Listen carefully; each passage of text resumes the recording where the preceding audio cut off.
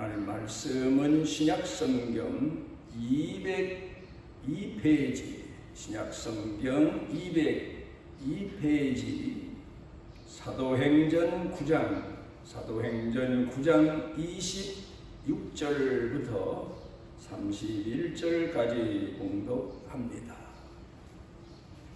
사울이 예루살렘에 가서 제자들을 사귀고자 하나 다 두려워하여 그가 제자됨을 믿지 아니하니 바나바가 데리고 사도들에게 가서 그가 길에서 어떻게 주를 보았는지와 주께서 그에게 말씀하신 일과 다메섹에서 그가 어떻게 예수의 이름으로 담대히 말하였는지를 전하니라.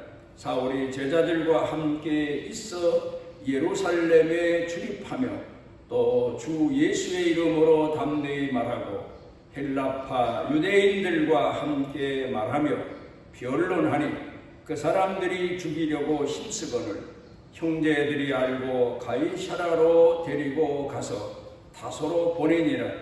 그리하여 온 유대와 갈릴리와 사마리아 교회가 평안하여 든든히 서가고 주를 경외함과 성령의 위로로 진행하여 수가 더 많아지니라.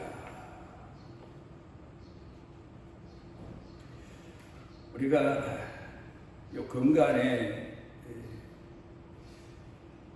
사회적 혼란을 보면서 많은 것을 생각하게 됩니다.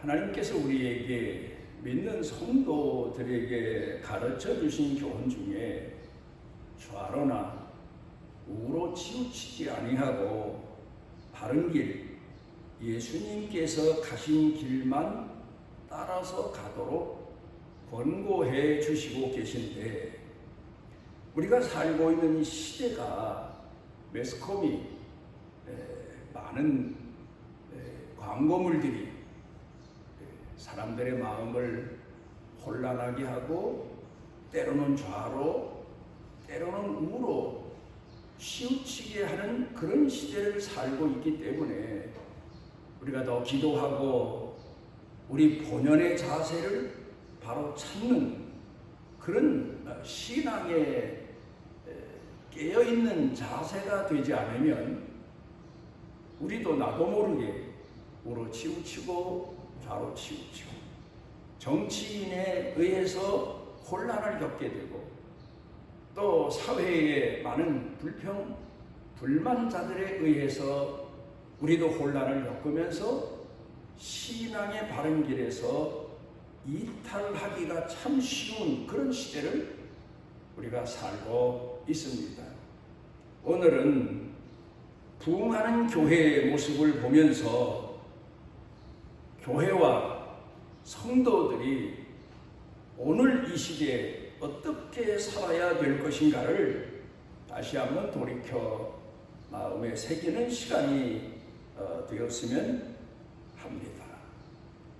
헨리 나원이라고 하는 분이 이 시대에 우리 믿는 성도들에게 많은 도움이 되는 책을 써내고 거기서 많은 것을 가르쳐주는 교훈을 전하고 있습니다. 춤추시는 하나님이라는 책에서 이런 이야기를 하고 있습니다. 본인이 어렸을 때에 아버지를 따라서 서커스 구경을 갔던 때를 되돌아 기억하면서 교훈의 얘기를 말하고 있습니다. 아버지와 함께 서커스 구경을 갔더니 대개 서커스가 그거 아닙니까? 높은 공중에서 이쪽으로 건너갔다 저쪽으로 건너갔다 그러면서 묘기를 부리는 서커스 단원들의 재주를 보는 게 서커스를 즐겨보는 묘미입니다. 그런데 공중에서 이쪽에서 저쪽으로 건너가고 그리고 또 저쪽에서 이쪽으로 건너오고 그런 묘기를 부리는데 보니까 자기가 생각해 보니까 5사람이 그 공중 고개를 하더라는 겁니다.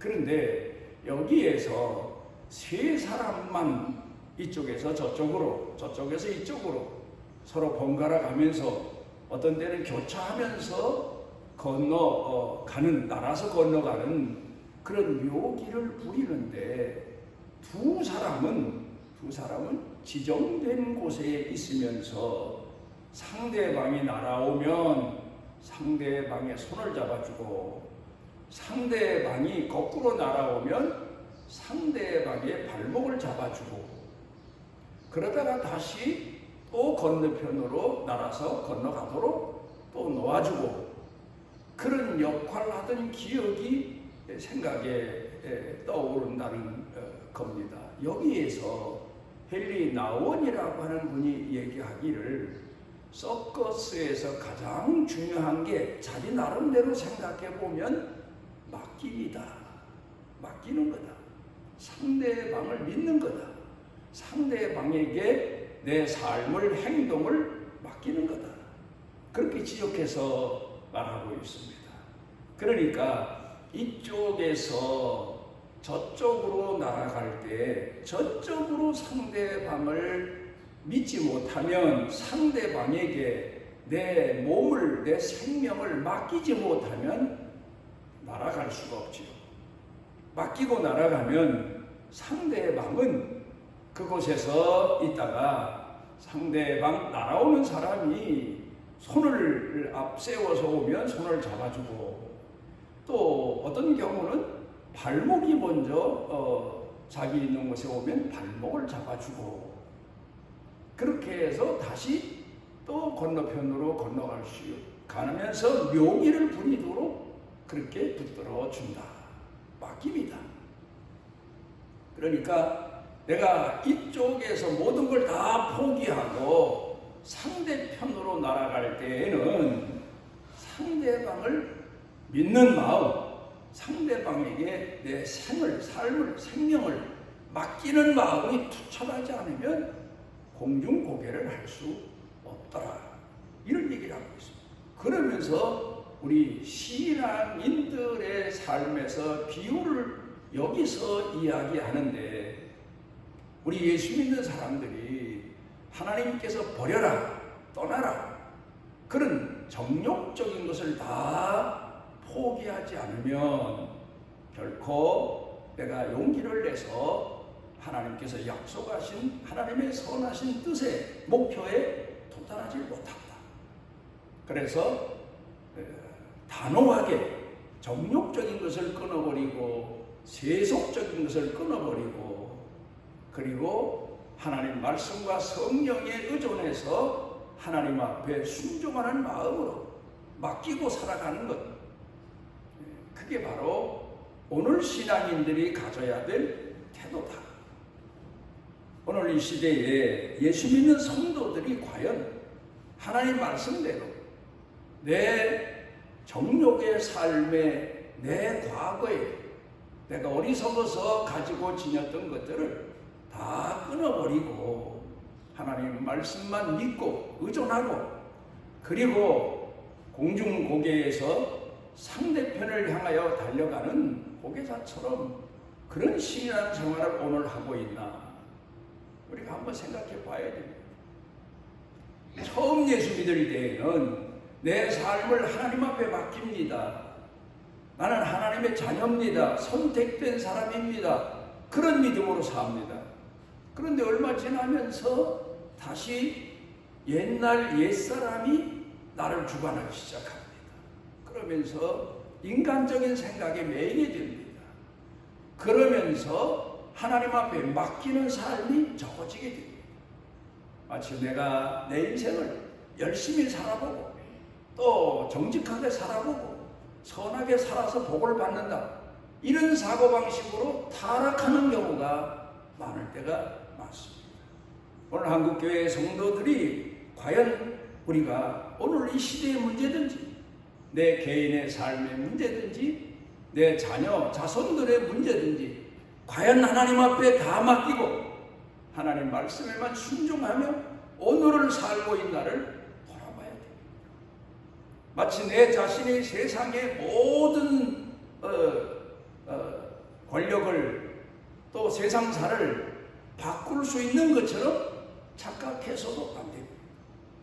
정치 문제, 경제 문제, 이런 문제도 하나님 앞에 맡기고 다만 내게 부여된 사명만 내 자리에서 충성하고 나라와 민족을 위해 기도하고 정치하는 사람들을 위해 기도하고 또 대통령과 정권에 가진 사람들을 위해서 우리는 기도할 뿐, 하나님께서 이 나라를 주관해 주시고 하나님이 이끌어 주시기를 간절히 바라는 그런 믿음만 가지고 오늘을 살아가야 될 겁니다. 미국의 유명한 해리 리더라고 하는 목사님이 계신데 버밍햄 교회 목회자이십니다.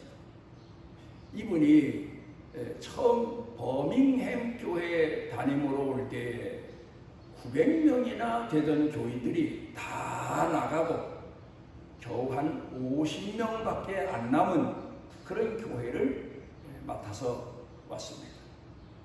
그리고는 열심히 하나님 말씀대로 순종하는 자세로 성경이 가르친 교훈대로 충성을 다해서 끝내는 4,000여 명이 모이는 대교회로 부흥을 시켜놨습니다. 그러면서 이분이 부흥하는 교회에 대한 책을 썼는데 본인이 경험한 바를 기록한 책입니다. 거기서 먼저 교회가 왜 줄어드나, 왜 교회가 문을 닫게 되나, 왜 교회가 교회답지 못하게 되나, 그런 내용을, 교회가 침체하는 이유를 두 가지를 들어서 지적하고 있습니다. 먼저는 프로그램입니다. 많은 프로그램을 계획해 놓고 그리고 그 프로그램대로 교회가 진행을 합니다. 그러면 우리 생각에 많은 계획을 세우고 그 계획한 바를 따르면 교회가 부흥하고 성장할 것 같은데 점점 교회가 줄어들고 말더라는 거예요. 먼저 900명이나 되는 교회가 50명으로 줄어들게 된 것은 많은 프로그램은 있었는데 교회가 오히려 침체되고 또 침체되고 몰락에 가까운 교회가 되어버리고 말았다. 교회 많은 프로그램이 오히려 신앙생활에도 교회 부흥에도 저해 요소가 되더라. 그렇게 얘기하고 있습니다. 그 다음에 두 번째로는 교회가 계획한 바를 가지고 추진하는데 기적을 바라는 믿음. 우리가 이렇게 진행하면, 이렇게 프로그램을 진행하면 기적이 일어날 거다. 그런 착각 속에서 목사는 기획자가 되고 배우가 되고 그리고 성도들로 하여금 따르게 하고 그렇게 했는데, 그러면 교회가 부흥돼야 되는데 오히려 교회가 폐쇄될 지경에 이르게 된 거다. 그럼 교회가 프로그램도 좋고 교인들이 열심도 좋고 목사도 앞장서서 열심히 했는데 왜 교회가 이 지경이 됐나? 왜 교회가 폐쇄 지경까지 됐나? 그걸 먼저 이분이 와서 조사해보고, 그리고 그럼 교회가 교회다운 교회, 성도들에게 바로 가르쳐야 될 도리가 뭐냐? 교회가 뭘 잊어버렸길래 교회가 폐쇄될 지경에 이르는 날을 점검해 보니까 말씀과 성령으로 사는 삶을 제대로 가르치지 않은 거예요. 교회는 말씀과 성령으로 살도록 늘 말씀을 따라 사회생활이든 가정생활이든 성도들이 살도록 가르치고, 그리고 성령께서 역사하시도록 힘써 기도하는 것, 두 가지를 강조했더니 교회가 부흥하고 또 부흥해서 4,000여 명이 모이는 대교회가 됐다. 이런 이야기를 하고 있습니다. 오늘 우리 한국교회가 언제는 말씀과 성령을 강조하던 시대에는 한국교회가 상당히 부흥이 됐는데, 요사이 무슨 강단에서 교회 성도들이 정치 세계에 물론 개인적으로 참여해서 정치인으로 생을 살 수도 있어요, 교회 성도들이. 그러나 목회자들은 교회 성도들을 말씀과 성령으로 이끄는 사명을 다하며 이 혼란한 시대일지라도 예수님이 우리에게 가르쳐 주신 말씀대로 말씀과 성령으로 살고 기도하며 살고 충성하며 사는 그 모습, 그 삶의 자세 외에 우로좌로 치우치지 말아야 되는데 한국교회가 요 근간에 와서 혼란을 겪다 보니까 교회들마다 가보면 참 프로그램 많아요. 또 그 프로그램대로 진행하면 교회가 기적적인 부흥을 가져올 것 같은데 교회들이 점점 쇠퇴해가고 있어요. 왜? 교회는 그 생명이 말씀과 성령에 있다는 사실을 잊어버리고 있기 때문에 그래서 늘 교회 성도들로 하여금 개개인의 삶도 마찬가지. 왜 삶이 힘들어지나? 왜 피폐해지나? 말씀을 늘 의존해서 말씀이 말씀하시는 대로만 순종하면 불순종을 회개하고 순종하면 그리고 그 결과를 하나님 앞에 맡기면 마치 생명 있는 씨앗을 땅에 심고 어려운 시련이 있어도 몇 날 며칠을 가꾸고 또 가꾸면 그 곡식이 자라서 열매 맺는 것처럼 하나님의 말씀대로 순종하고 충성하며 살면 성령의 열매가 풍성하게 맺히게 되고 말씀으로 성공하고 승리하게 되는데 이 사실을 한국교회가 잊어버리고 있기 때문에 오늘 한국교회가 혼란에 혼란을 거듭하고 있고 쇠퇴해가고 있고 많은 사람들이 교회 걱정을 하고 있는 그런 시대를 우리가 살아가고 있습니다. 이제 오늘 성경 본문으로 돌아가서 예루살렘 교회가 어떻게 해서 부흥할 수 있었나? 그 핍박 속에서도 말입니다. 얼마나 핍박을 심하게 했으면 예수님을 십자가에 못 박아버리고 말았지 않습니까? 이젠 교회는 끝났다, 폐쇄됐다 했는데 교회가 부흥하는 내용을 오늘 성경 본문이 기록하고 있습니다. 어떻게 그럴 수 있나? 오늘 성경을 통해 보게 되면 깊은 교훈의 내용을 가르쳐 주시고 있습니다. 오늘 본문 기록되어 있는 사도행전 9장 가운데 보게 되면 이 사울이라고 하는 청년이 회개해서 바울이라는 이름을 가지고 신앙생활을 하지 않습니까? 그런데 이 바울이라고 하는 사람을 데리고 바나바라고 하는 분이 예루살렘 교회로 옵니다. 와서 이 사람이 옛날에는 스데반을 사도행전 7장에 나온 대로 돌로 때려 죽이는 그런 악한 사람이었지만 다메섹장에서 예수님에게 부름을 받아서 회개하고 새 사람 됐다. 그러니 이 바울을 받아들이고 우리 동료로 같이 하나님 공경하는 하나님의 사람으로 포용하고 우리 함께 복음을 전하자 했는데도 옛날 과거에 하도 악한 짓을 해서 성도들이 예수님의 제자들이 그를 믿으러 들지를 잘 않습니다. 그래서 바나바라고 하는 분이 참 훌륭한 분입니다. 아니다. 여러분들이 과거의 사람을 생각하면 그럴 수 있지만 회개하고 믿음을 가지고 거듭난 사람이다. 그렇게 대변해주고 변호해주고 또 보증서 주고 그래서 그 예루살렘 교회 사도들과 성도들이 마음을 같이 해서 헬라파 유대인들에게 복음을 전합니다. 그런데 헬라파 유대인들이 어느 때는 자기네를 와서 이끌어서 예수 믿는 사람을 핍박하고 교회를 핍박하던 사람이 언젠가 잊어질 만한 때에 나타나서 복음을 전하니까 이는 유대교의 배신자다 해서 죽이려고 하니까 사도들이 이를 감싸주고 감추어주고 이제 그렇게 하면서 교회가 부흥이 됐다. 부흥의 요인이 뭡니까? 바로 믿어주는 겁니다. 회개한 사람을 믿어주는 겁니다. 과거를 다 포용하고 덮어주는 겁니다. 이게 바로 교회가 할 일입니다. 그러니까 말하자면 믿어준다는 말은 무슨 말입니까? 못 믿을 사람을 믿어준다는 것은 다 용서하고 7번씩 70번이라도 용서하라고 하신 예수님 말씀대로 순종하는 게 바로 교회 부흥의 요인입니다. 내 삶이 행복해지고 내 삶이 풍요해질 수 있는 것도 바로 그겁니다. 용서해 주는 겁니다. 그런데 교회가 시험해 주는 때가 있습니다. 그때가 어느 때입니까?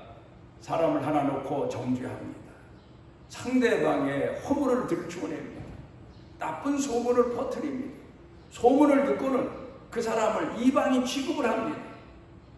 교회가 그러면서 이파저파로 갈라지기 시작하고 교회가 율법주의자로 타락하게 되고 허물 있는 사람이 교회 와서 마음 놓고 신앙생활을 못하게 하고 그런 요인이 생기면서 교회 분파가 나게 되고 말이 많아지게 되고 교인들이 교회를 떠나가게 되고 이제 그런 일들을 우리가 보게 됩니다.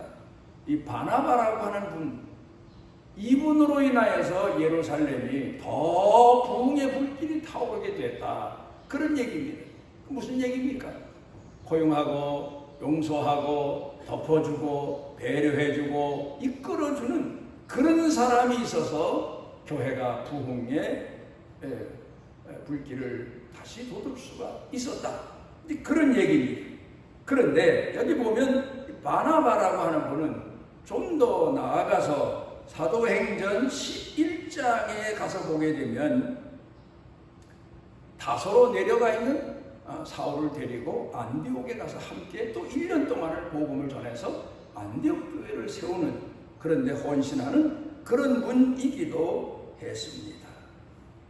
우리가 에덴 동산으로 돌아가 봅니다. 아담과 하와가 선악과를 따먹고 자기네 벗은 것이 자기네 보기에 너무 부끄러워서 나무 그늘로 어두움으로 숨어 다니지 않습니까? 만약에 그때 하나님께서 오셔서 내가 이러이러한 계명을 범했다, 따먹지 말라는 선악과를 따먹었다, 책망만 하시고 말았으면 인간 세계에 하나님이 축복하신 생육하고 번성하는 복을 거기서 끝났을 겁니다. 그런데 하나님께서 그 범죄한 아담과 하와에게 찾아오실 때 가죽옷을 지어가지고 오셔서 학자들은 그러지 않습니까?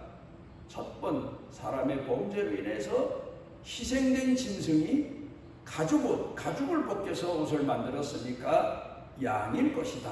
그렇게 추측을 합니다. 해석을 합니다. 어떻든 오셔서 하나님께서 아담과 하와에게 가죽옷을 지어 입히십니다. 옷을 입고야 비로소 빛에 거할 수 있고 밝은 데 다닐 수 있었고 그래서 그들이 살아가면서 생육하고 번성할 수 있었던 것을 보게 됩니다.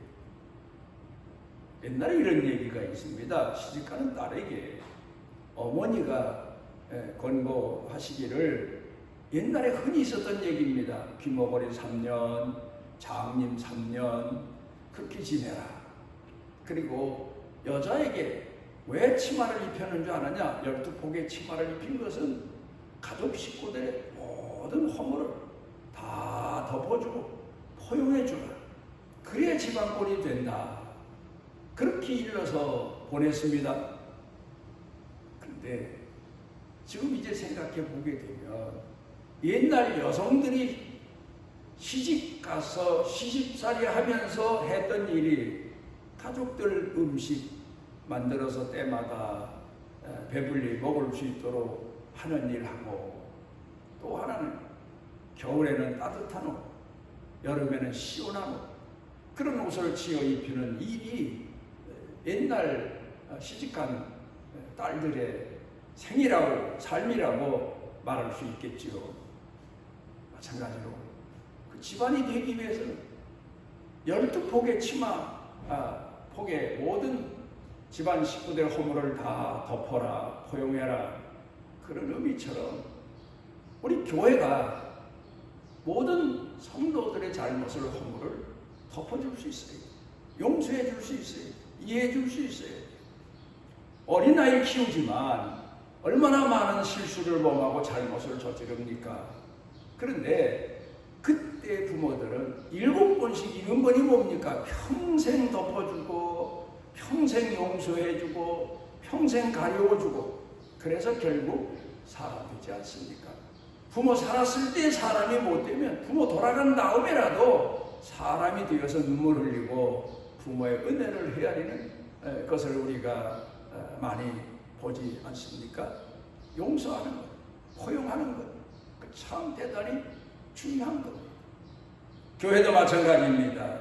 말씀과 성령으로 순종하며 살 때 다른 사람의 잘못을 덮어줄 수 있고 용서해 줄 수 있고, 한번 용서하기가 얼마나 힘듭니까? 상처받은 사람에게 그 상처받은 상태에서 용서하기가 얼마나 힘듭니까?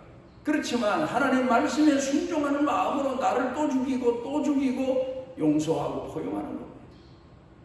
성경에 보면은 예수 믿는 사람이 예수 믿었다고 그날로 천사 되는 거 아니에요. 옛날 과거에 아직도 못된 습관이 그대로 남아있어서 악인이나 다를 바가 없고 믿지 않는 사람이나 다를 바가 없어요. 그렇지만 저 사람 속에 예수님을 향한 신앙의 생명이 있다는 것을 우리가 깨닫고 감싸주고 덮어주고 용서해주고 이해해주고, 그러면 차츰차츰 성숙한 사람이 되어가는 것처럼 성화된 인격의 신앙인이 되어가는 것을 보게 됩니다. 그러기 위해서는 부모들이 자식 앞에서 자신을 십자가에 매일 못 박으며 살아 결국 그 못된 자식이 사람 되어가는 과정을 우리가 보는 것처럼 교회도 성도들도 마찬가지입니다. 잘못을 지적해서 고쳐지는 게 아니에요. 어떤 교회에서 권사 임명을 하려고 하는데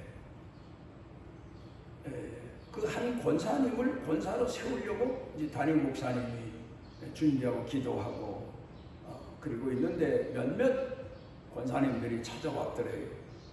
다른 사람은 몰라도 그분을 권사로 세우는 건 안 됩니다. 왜 안 됩니까?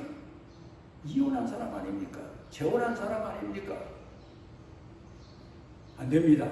이혼한 사람, 재혼한 사람을 권사로 세우면 교회권이 뭐가 됩니까?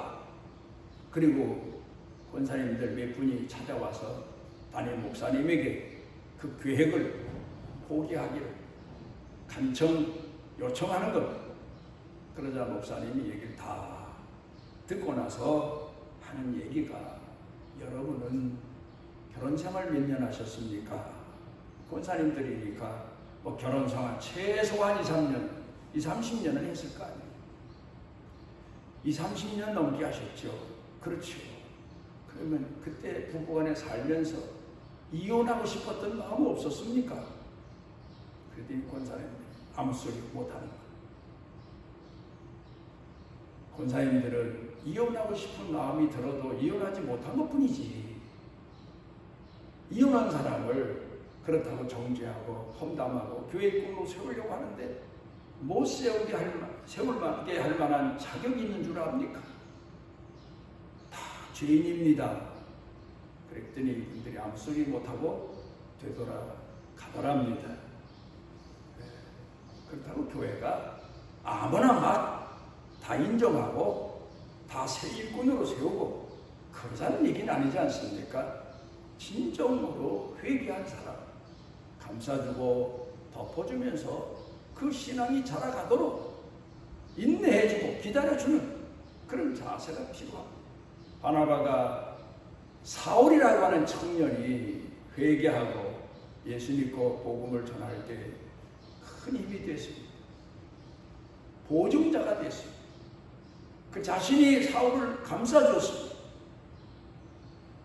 그리고 나중에는 또 함께 동행하면서 복음 전하는 사역을 같이 동행해 주기도 했습니다. 아마도 사울이라는 청년이 회개해서 바울이 되긴 했습니다만은 그가 큰 사도가 될 수 있었던 것은 바나바 같은 사람을 만났기 때문이 아닌가, 그런 생각을 해봅니다. 바나바가 누굽니까? 예수님의 마음을 초대교회에서 제일 깊이 이해한 사람, 예수님의 말씀을 제일 끝까지 순종한 사람. 바나바도 그래요. 자기 비유에 거슬리는 사람, 세상 사람이 나쁘다는 사람, 우리네나 똑같이 나쁘게 봤을 거고 남들이 비난할 때 그를 경계했을 거 아닙니까? 그러나 일단 교회 회개하고 돌아와서 예수 믿는 신앙인이 되었을 때에는 그를 다 덮어준 겁니다. 아담과 하와에게 가죽 옷을 지어 입히셔서 그가 다시 살아 생육하고 번성하는 조상이 될 수 있게 하신 하나님 사랑처럼 덮어주고 포용해주고 용서해주고 가리워주고 이끌어주는 그런 사명을 다한 사람이 바로 바나바. 그러니까 사도 베드로보다도 예수님의 제자들보다도 예수님께서 죄인을 향하여 포기치 아니하시고 깊이 사랑하신 그 사랑을 제일 깊이 이해했던 사람. 왜? 본인이 예수님을 핍박 많이 했는데 사울아 사울아 내가 어찌하여 나를 핍박하느냐. 사울의 죄를 문책하시기보다 예수님이 다메섹 성에서 사울을 사랑으로 불러주신 그 내용을 마음에 새기고 예수님의 깊은 사랑을 터득한 사람, 그 사랑을 바로 바나바라는 사람이 먼저 소유했었고, 그래서 바울이 그 사랑을 이어받아서 그가 마지막까지 하도록 복음을 증거하는데 그렇게 구구절절히 교회를 성도들을 권면하고 예수님 말씀에 굳건히 서서 신앙생활을 하도록 사도의 사명을 다한 사람입니다. 오늘 한국교회가 우리 본연에 하나님 말씀에 순종하는 자세를 되찾아야 돼요. 그리고 이 사람 저 사람에 의해서 흔들리고 좌로우로 치우치는 정치적인 교회가 되어서는 안 됩니다.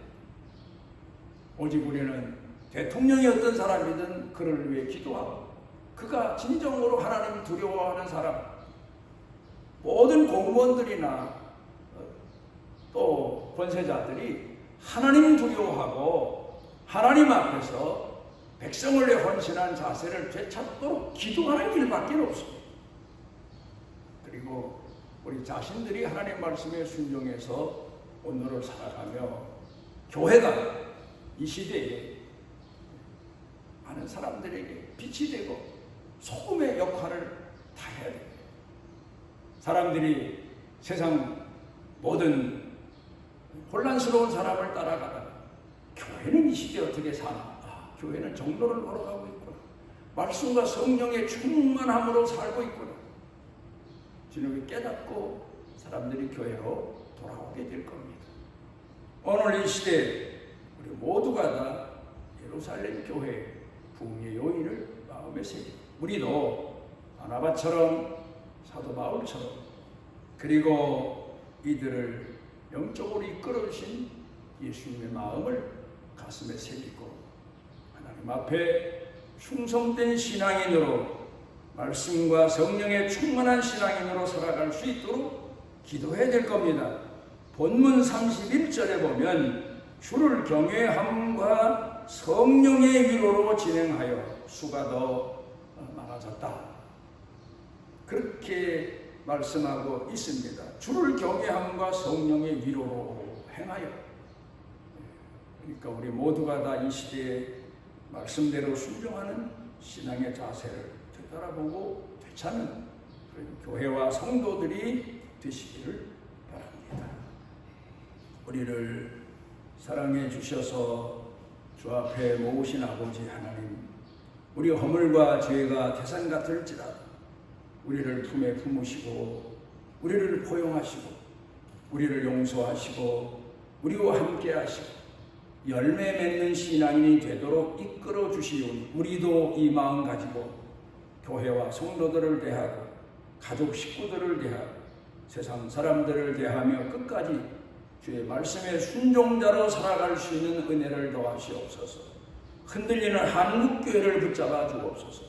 교회 지도자들이 바로 하나님 앞에 충성하는 길을 깨닫고 성도들을 이끌 수 있도록 은혜를 더하여 주옵소서. 예수님 이름으로 기도드리옵나이다. 사망의 음침한 골짜기에 빠져 있을지라도 우리를 포기치 아니하시고 십자가를 지시고 찾아오셔서 구원해 주시는 우리 주 예수 그리스도의 무한하신 은혜와 아버지 하나님의 지극하신 사랑과 세상 끝날까지 우리 속에 내재하셔서 깨닫게 하시고 바른 길로 가도록 이끌어 주시고 좌로우로 치우치지 않도록 하시고 하나님 말씀에 감동되어 순종케 하시는 성령님의 능력의 은총이 사랑하는 자녀들 생각, 마음, 영과 육, 남편과 아내, 자녀, 자손 그리고 일터 경영에 또 온 교회 중에 넘치고 넘치도록 함께 하시기를 축원하옵나이다.